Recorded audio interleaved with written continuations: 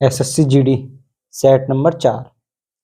पहला क्वेश्चन है आपका, यदि 10 वस्तुओं का क्रय मूल्य 7 वस्तुओं के विक्रय मूल्य के बराबर हो तो लाभ या हानि प्रतिशत। तो देखो ऐसे क्वेश्चन कैसे करते हैं। 10 वस्तुओं का सीपी क्रय मूल्य सीपी बराबर है 7 वस्तुओं के विक्रय मूल्य के, यानी कि सेलिंग प्राइस के। ठीक है, तो देखो सीपी बटे एसपी, ये आएगा 7/10, यानी कि 7 की वस्तु खरीदी और 10 की बेच दी। तो क्या हो रहा है यहाँ, प्रॉफिट होगा।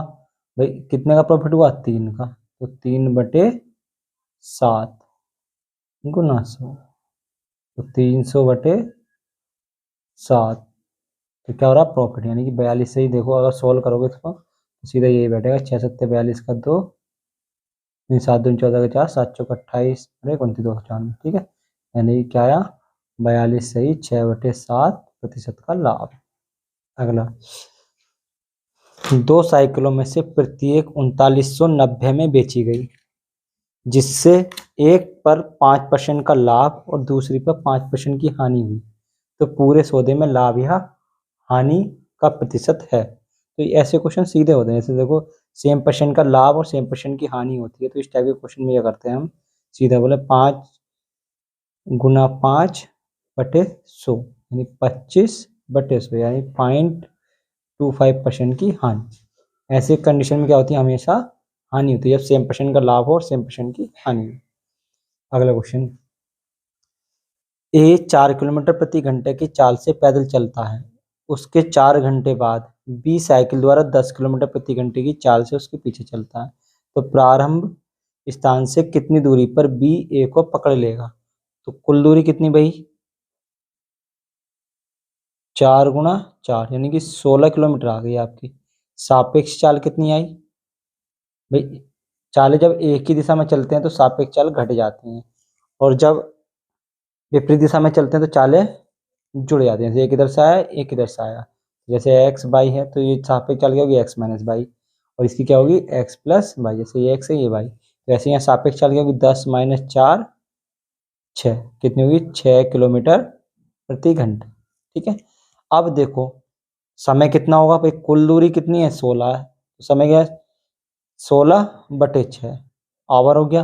अब कितनी बी की चाल कितनी है 10 किलोमीटर प्रति घंटा, तो कहाँ मिलेगी बी का समय, वो बी दूरी, बी द्वारा तय की गई दूरी कितनी होगी 10/6 गुना 10, क्योंकि दूरी बराबर क्या होता है आपके पास, चाल गुणा समय, दूरी होता है आपका चाल गुणा समय। तो यहाँ से सोल्व करते हैं इसको,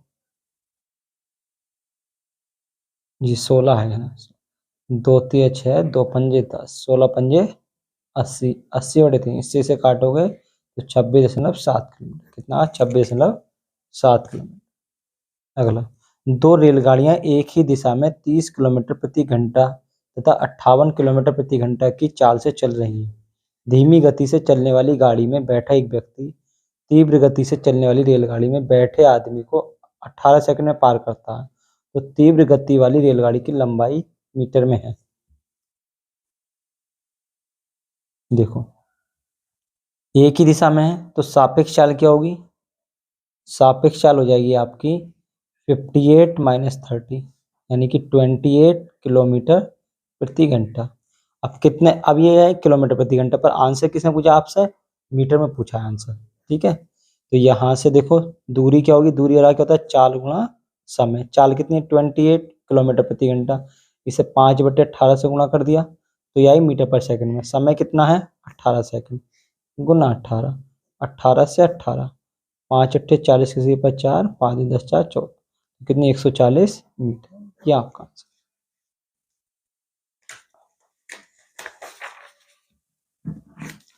अगला क्वेश्चन, तेरा 32 लीटर एल्कोहल के विलयन में 12% जल तथा 112% जल था, 26 लीटर एल्कोहल उड़ जाता है, तो शेष विलयन में जल की प्रतिशत मात्रा क्या होगी। तो देखो 32 लीटर में जल की मात्रा को निकाल लो पहले, जल की मात्रा कितनी होगी 32 गुणा 12/100, 4 से काट लेते हैं, 4 अट्ठे 32, 4 दूनी 4 पंजे 20, यानी 96/25 लीटर हो गया ये जल की मात्रा। अब ये कह रहा है 26 लीटर अल्कोहल उड़ जाता है, तो यानी 32 में से जब 26 लीटर उड़ा तो कितना बचा अल्कोहल? भाई 6 लीटर बचा आपका। अब क्या है, तो शेष बिलियन में जल की मात्रा, भाई 6 लीटर में जल की मात्रा कितनी है? x% है, और है कितनी? 96/25। जब परसेंट का साइन हटाओगे आप, तो यार 6 गुणा x/100 बराबर 96/25, 25 चौका 100, 6 से 16 बार गया, 16 चौका 64, तो कितना हो गया? 64%। कितना आ गया आंसर? 64%। अगला आता आपका समानुपात से। नवीन का 8 महीने का औसत मासिक खर्च 210 है, तो 8 महीने का कुल क्या होगा भाई?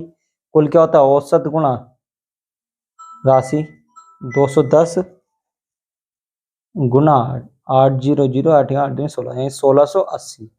ठीक, और 4 महीने का कितना हुआ भाई? 4 महीने का 250 दे रखा है, तो 250 गुना 4 कितना हुआ? 1000। तो 12 महीने का कुल कितना हुआ आपका?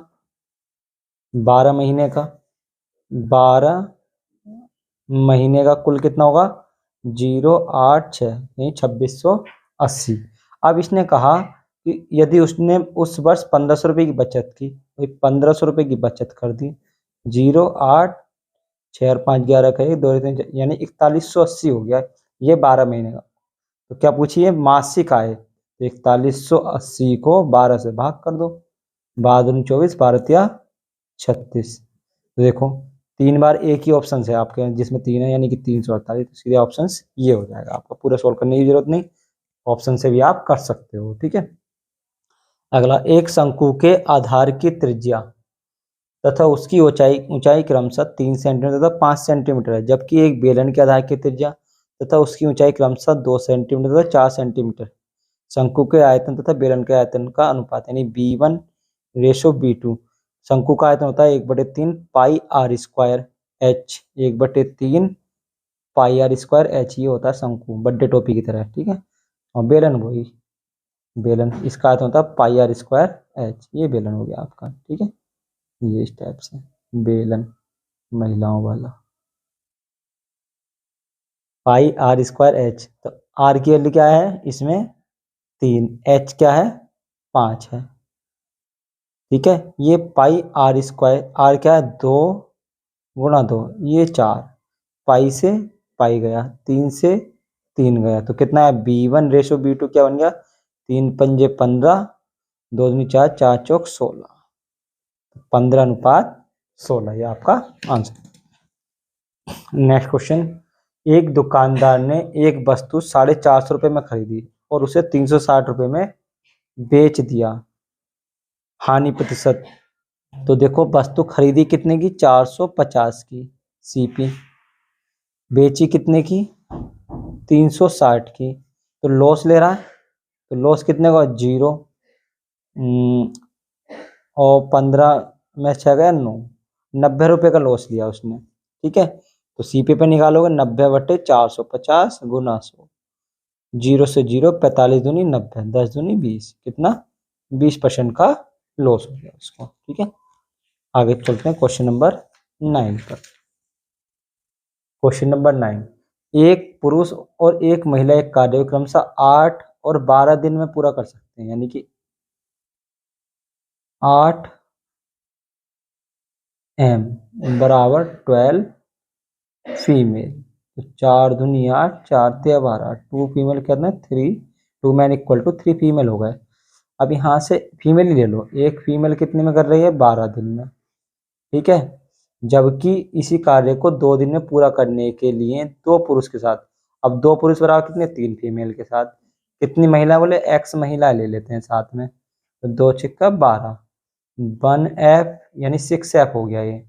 ठीक है, ये 3f प्लस xf, 6f में 3f गया तो 3f बचा, और f से f गया, तो x बराबर कितना आ गया? 3, कितने में कर लेंगे? 3 दिन में। एक बॉक्स में पेन, ये जैसे सिक्के वाला क्वेश्चन होता है उस टाइप से है, पेन, पेंसिल और रबड़ 3, 2, 1 के अनुपात में है। यदि प्रत्येक पेन, पेंसिल और रबड़ के मूल्य 3, 2 और 2 रुपए हैं, पूरे डिब्बे पर खर्च की गई कुल राशि कितनी है? तो देखो भाई, 3x गुना 3 प्लस 2x गुना 2 प्लस x गुना 2। ये पहले पेन है, फिर पेंसिल, फिर रबड़, और कुल मूल्य कितना? 720। तो 9x plus 4x plus 2x 720। 9 4 13 और 2 15। 15x बराबर 720। तो x का कितना आएगा? 720/15। क्या पूछा है? बॉक्स में पेनों की संख्या। तो पेन कितने? 3x है, तो 3x, x के लिए 720/15। 3 पंजे 15, 5 से काटते हैं इसे, 5 एकम 5, 2 बचे, 5 चौक 20 और आ गए 5 चौक 20। कितना आ गया? 144 पेन आपके हो गए। अगला साझा वाला। ए और बी ने क्रमशः 20,000 रुपये और 16,000 रुपये का निवेश करके एक साझेदारी की। 3 माह के बाद सी 15,000 का निवेश करके उस साझेदारी में शामिल हो जाता है। 4350 के छमाही लाभ में बी का हिस्सा कितना होगा? तो ए, बी, सी। तो देखो, ए ने तो पूरे 6 माह तक किया निवेश 20,000 का, ठीक है, और बी ने कितना? 16,000 रुपये का भी 6 माह तक। सी क्या है? 3 माह बाद आया है, सी ने 3 माह तक। तो 3 जीरो से 3 जीरो, ये 3 जीरो गए, 20 छंग 120, 16 छंग 96, 15 45। किससे आएगा? 3 से। तीनों को मैं 3 चौक 12, 3 तीनों 3 दूनी 6 और ये 15। कुल निवेश कितना बैठा आपका भाई? 5 और 2 7, 4 3 7 और 1 8, 87 बैठ गया। यही 87 का मान कितना हो गया आपका? 4350। ये तो दे रखा, कितना गुना? ये 5 7 35, हाँ 50 गुना इसका बैठा आपका। तो बी का हिस्सा क्या? 32 है, तो गुना 50। तो 0, 5 दूनी 10 का सिफर, 5 से 15 और 1 16। कितना आ गया? 1600 रुपये। बी का लाभ कितना आया? 1600 रुपये। उस समबाहु त्रिभुज का क्षेत्रफल ज्ञात कीजिए जिसकी भुजा 114 सेंटीमीटर है। समबाहु त्रिभुज क्या होता है? जिसकी तीनों भुजाएं समान हो, ठीक है, तो वैसा त्रिभुज क्या कहलाता है? समबाहु त्रिभुज। समबाहु त्रिभुज का क्षेत्रफल होता है √3/4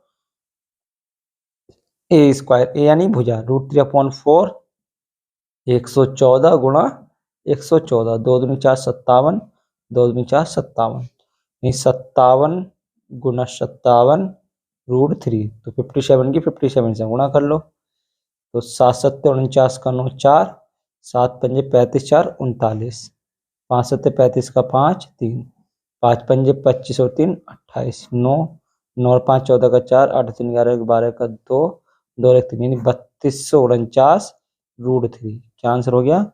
3249 √3। ठीक है, नेक्स्ट क्वेश्चन कह रहा किसी संख्या के 80% के 75% के 66.67% के 25% का मान कितना होगा? तो देखो, कोई संख्या x होगी, x का 80%, 80% की फ्रैक्शन क्या बनेगी? 4/5, ठीक है। 75% की फ्रैक्शन क्या बनेगी? 3/5। 66 से 6/7% की फ्रैक्शन क्या बनेगी आपकी? 2/3, क्योंकि 200/3 होता है ना ये, 200/3%, तो नीचे आया 0। और 25% 1/4। तो ये आया आपका x का 4/5 गुणा 3/5 गुणा 2/3 गुणा 1/4। देखो, यहाँ थे हम, x का 4/5, 3/5 गुणा 2/3 गुणा 1/4 क्या दे रखा है? 6367, ठीक है, 6367। तो देखो, 4 से 4 गया, 3 से 3 गया, और क्या है? 75 75, और ये 3/4 होगा, 3/4, 2 दूनी 4। तो x कितना हुआ? 6367 गुणा 5 दूनी 10। अब ये जो संख्या है इसका भी क्या पूछा है इन्होंने? 40%। यानी 63 67 गुणा 10 का 40/100। 2 जीरो से 2 जीरो गए। 4 सत्ते 28 का 8 2, 4 छंग 24 तो 26 का 6 2, 4 तिया 12 और 2 14 का 4 1, 4 छंग 24 और 1 25, यानी 2500 वो 25,468। Option B. अगला अगला क्वेश्चन है चक्रवृद्धि ब्याज का।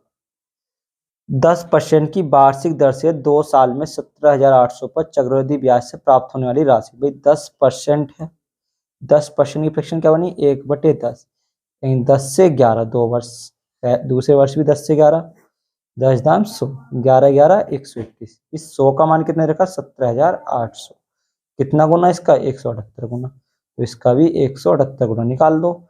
178 इंटू 121 172, 2 एकम 2, 2 सत्ते 14 का 4, 2 एकम 2 1 3, 172, 1 7 और 2 9, 4 2 6 और 1 7, 7 3 10, 2 और 1 3 है 30 791। तो ऑप्शन भी नहीं है भाई। अब ओ सॉरी 8 था 178, गड़बड़ हो गया 178।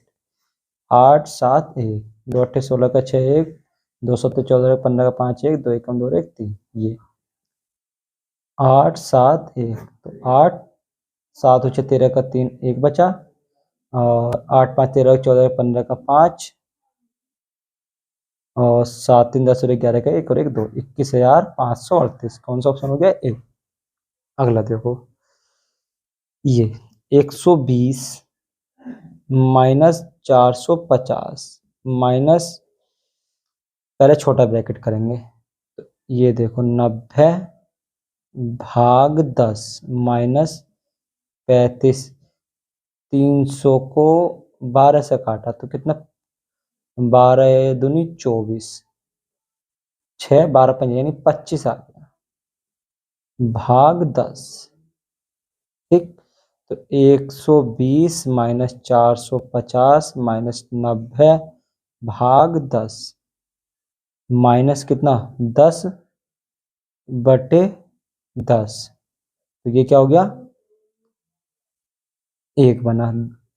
10 से 90 गया 10 9 बना, तो 120 माइनस 450 माइनस देखो इससे ये गया तो 9 9 में से गया 8, तो क्या बना आपके पास ये 120 माइनस 442। 2 4 में से 2 गया 2, और 4 में से गया 3 माइनस का 322। ये आपका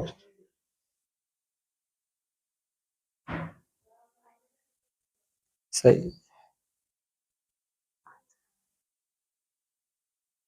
ये वाला ऑप्शन सी। दो संख्याओं का लासा और मासा क्रम से 132 और 22 है। उनमें से पहली संख्या 132 और दूसरी संख्या, हमने बताया था दो संख्याओं का गुणनफल बराबर होता है आपका HCF इंटू LCM। दो संख्या क्या है 132 और 22, ठीक है, सॉरी इनका HCF और LCM, और एक संख्या 132 है, 132 से 132 गया, दूसरी संख्या आपकी आ गई, यानी बी बराबर मान लें दूसरी संख्या, तो क्या होगी 22 हो गई आपकी।